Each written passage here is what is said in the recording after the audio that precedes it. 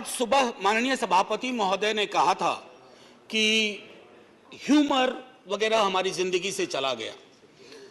तो मुझे स्मरण है, ये किताब मैं एक ही किताब लेके आया हूं, ऐसी 5 किताबें हैं कॉन्स्टिट्यूएंट असेंबली डिबेट्स की। तो इसमें सर ऐसी 5 किताबें हैं कॉन्स्टिट्यूएंट असेंबली डिबेट्स। सो माननीय उपसभापति जी, एक मिनट प्लीज। माननीय उपसभापति जी, 75 कैसे बनाया जा रहा है मेरी समझ में नहीं आ रहा है, क्योंकि अगर हम कॉन्स्टिट्यूएंट असेंबली से 75 जोड़े तो 2021 में पूरा होता है, अगर आजादी से जोड़े तो 2022 में पूरा होता है, और अगर पहली लोकसभा से जोड़े तो वो 2027 में पूरा होता है। तो ये 75 की गणना कहां हुई, किस ज्योतिषी ने की, मुझे नहीं पता। मेरे हिसाब से 75 नहीं है, लेकिन 75 वाली फील में अपनी बात रखूंगा। हां, तो माननीय उपसभापति जी, हुआ यूं कि सरोजिनी नायडू जी को बुलाया गया बोलने के लिए संभवतः 11 दिसंबर 1946 को। कम लोगों को यहां पता होगा कि सरोजिनी नायडू जी बिहार से चुनकर संविधान सभा में आई थी। तो उनको चेयरमैन साहब ने कहा कि अब बुलबुले हिंद, नाइटिंगेल ऑफ इंडिया आएंगी, लेकिन कविता में अपनी बात कहेंगी, प्रोज में नहीं कहेंगी। उन्हें थोड़ा बुरा लगा, मजाक में ही सही। उन्होंने कहा कि आपका अब ये व्यवहार, आपका ये कहना अनकॉन्स्टिट्यूशनल है। तो उन्होंने कहा नहीं, फिर भी सुनाना होगा। तो उन्होंने एक चीज सुनाई जो मैं पेशे नजर कर रहा हूं माननीय सभापति जी को। सुबह बड़ी बेसब्री से वो कह रहे थे कि ह्यूमर चला गया, तो उन्होंने सुनाया कि बुलबुल को गुल मुबारक, गुल को चमन मुबारक, रंगीन तबीयतों को रंगे सुखन मुबारक। तो ये मैं ये बता रहा हूं कि ये हमारा ध्येय था। अब सुबह चर्चा की, हमारे लीडर ऑफ द हाउस ने बड़ी खूबसूरत चर्चा की और जिक्र किया सर्वपल्ली राधाकृष्णन का। यहां है, यहां है, ठीक सामने सर्वपल्ली राधाकृष्णन। उन्होंने एक बात कही थी और मैं वो श्लोक पढ़ना चाहता हूं। मृदुना दारुणं हंति मृदुना हंत्य दारुणम, मृदुना दारुण हंति मृदुना हंत्य दारुणम, ना साध्यं मृदुना किंचित तस्मात् तीव्रतरं मृदु। इसका आशय यह है माननीय सभापति, उपसभापति जी, कि अग्रेशन से, अग्रेसिव बिहेवियर से आप चीजें हासिल नहीं कर सकते। इस देश में मेरे विद्वान साथियों ने उधर से उपलब्धियां गिनाई, हमारे कुछ विद्वान साथियों ने यहां से कमियां गिनाई। मैं दोनों के बीच में चुनौतियां गिनाना चाहता हूं। चुनौतियों की वजह से आज हम यहां हैं, और सिर्फ हम ही नहीं हैं, 140 करोड़ लोगों का यह भवन है, चाहे नया वाला हो या पुराना वाला हो। तो आज के दिन ये मेरी ओर से एक विदाई भाषण भी है, अपने दल की ओर से, इस इमारत को, जिस इमारत में हिंदुस्तान की तकदीर लिखी गई संविधान सभा के माध्यम से। और वो तकदीर लिखने वाले संकीर्ण दायरों में नहीं सोचते थे। मैं उस पर आऊंगा थोड़ा 2 मिनट के बाद। माननीय सभापति जी, बहुत चर्चा होती है, 47 में बंटवारा हुआ था इस देश का। बंटवारे के बावजूद उतनी घृणा, उतनी नफरत, पीड़ा के बावजूद नहीं थी। अभी हाल में एक रोमिला जी की किताब आई, वो कहती हैं बड़ी खूबसूरती से, have we moved from integrated nationalism to segregated nationalism? क्या हम एकीकृत राष्ट्रवाद से एक विभाजित, विखंडित राष्ट्रवाद की ओर बढ़ रहे हैं? क्योंकि यह इमारत, इसकी बुनियाद मेलजोल पे है। इसकी बुनियाद में बंटवारे के बावजूद बंटवारा नहीं हुआ।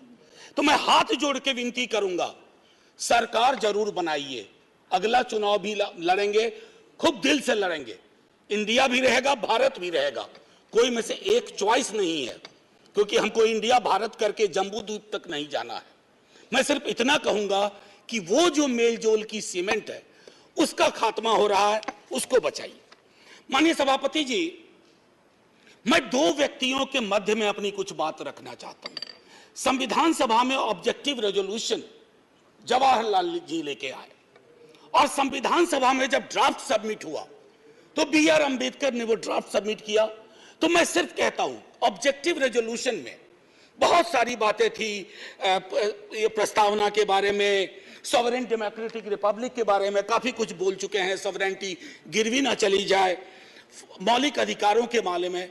हमें आपके पीछे एक तराजू है, वो तराजू हमें लगाना होगा कि मौलिक अधिकार में कहां पहुंचे, सॉवरेनिटी में कहां पहुंचे, डेमोक्रेटिक रिपब्लिक के मसले पे कहां पहुंचे। High flying words don't cover up our failures, let's not look for that.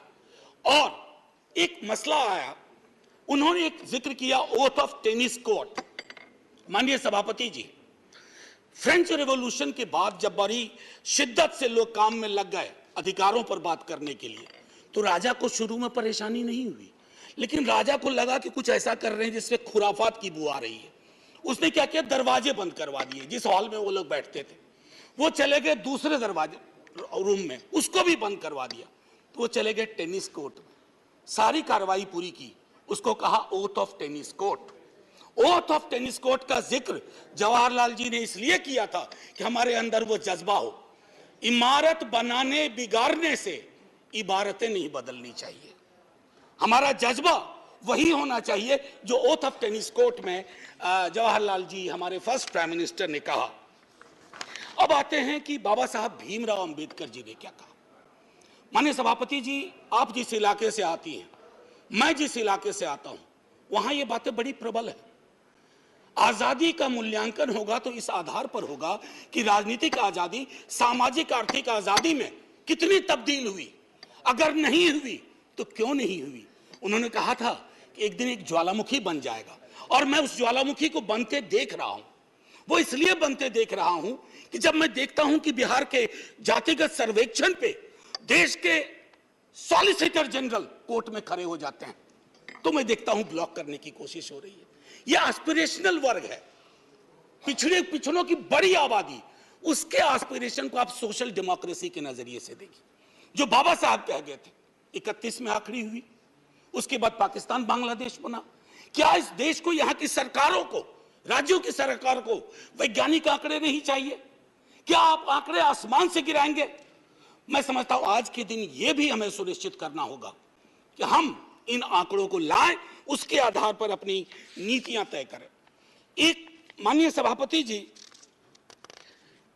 Ambedkar साहब दो और चीज कह के गए, प्रिवेंटिंग टिरनी ऑफ मेजॉरिटी। मैं बार बार इस सदन में कह चुका हूं कि मेजॉरिटी बेहद आवश्यक चीज है, मेजॉरिटी के बिना सरकार नहीं चलती है, लेकिन मेजॉरिटी और मेजॉरिटेरियनिज्म में फर्क है। यह फर्क अगर हमारी सरकार भूल जाती है तो बहुत बड़ी पीड़ा होती है। जब मेरे मित्र ने कहा, मैं अक्सर देखता हूं हम जैसे लोग छोटी आलोचना भी करते हैं, छोटी मोटी आलोचना जो कभी व्यक्तिगत नहीं होती है। आप कहते हो कि पाकिस्तान चले जाओ, अरे कभी देखा भी हो कितनी जगह है वहां का भूगोल क्या है, इतने लोग नहीं अट पाएंगे। मान लीजिए कि 65% लोगों ने आपको पिछली बार वोट नहीं किया, सबको पाकिस्तान भेज दोगे? ऐसी कोई व्यवस्था होती है? यहीं मेलजुल से रहना है, यहीं मिलकर रहना है। और ये सारी चीजें मैं नहीं कह रहा हूं, खुद अंबेडकर साहब कह के गए थे। मैडम, आपकी तरफ से मैं एक और चीज, एक दो छोटी चीज कह करके, इस देश की एक बड़ी आबादी, सभापति महोदया, मैं आपका सभापति महोदया अभी बिल मत, 2 मिनट लूंगा, ज्यादा नहीं, आज पहली बार हैं, इतनी नजरिए इनाद कर दीजिए। मैं सिर्फ इतना कहना चाहूंगा कि बेरोजगारी को लेकर के हमारा दृष्टिकोण साफ होना चाहिए। सरकार में आप हो, हम हो, बेरोजगारी हम सबकी पॉलिटिक्स खत्म कर देगा। राइट टू एम्प्लॉयमेंट के लिए हम क्या सोच रहे हैं, और इस देश की एक बड़ी आबादी से देशभक्ति का जो प्रमाण पत्र हम मांगते हैं ना मैडम, वो कहीं चलेगा नहीं। मैं आखिरी चीज कह करके एक सुनाना चाहता था। मैं इसलिए कहता हूं, वो एक घर में 5 सदस्य हैं, उसमें हर 5वां सदस्य उस आबादी का है। अगर उस घर में उस 5वें सदस्य को आप एलिनेट करेंगे, दूर करेंगे, घर कभी महफूज नहीं रह सकता। और आखिरी में मैं साहिर को जाता हूं और वहीं खत्म कर दूंगा, आपको घंटी बजाने की जरूरत नहीं पड़ती। आओ कि आज गौर करें इस सवाल पर, देखे थे हमने वो हंसी ख्वाब क्या हुए। दौलत बढ़ी तो मुल्क में अफलास क्यों बढ़ा, खुशहाली अवाम के असबाब क्या हुए। जो अपने साथ साथ चले कुएदार तक, वो दोस्त वो रफीक वो अहबाब क्या हुए। क्या मोल लग रहा है शहीदों के खून का, क्या मोल लग रहा है शहीदों के खून का, मरते थे जिन पे हम वो सजाए याब क्या हुए। बेकस बरहनगी को कफन तक नहीं नसीब, वो वादा आए अतलसों के मुखाब क्या हुए। जमहूरियत नवाज बशर दोस्त अमन ख्वाह, खुद को जो खुद दिए थे वो अलकाब क्या हुए। मजहब का रोग आज भी क्यों लाइलाज है, मजहब का रोग आज भी क्यों लाइलाज है, वो नुस्खा हाय नादिर नायाब क्या हुए। हर कूचा शोला जा रहे हर शहर कत्लगाह, यकजहती या हयात के आदाब क्या हुए। सहराए तीरगी में भटकती है जिंदगी, उभरे थे जो उफक पे वो माताब क्या हुए।